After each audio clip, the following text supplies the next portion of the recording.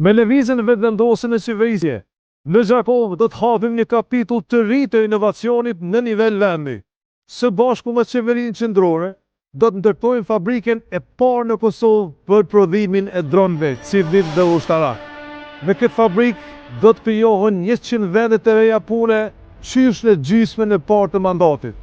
Aty do të përfshihen dronë për ushtri, për bujqësi, për monitorim të infrastrukturës.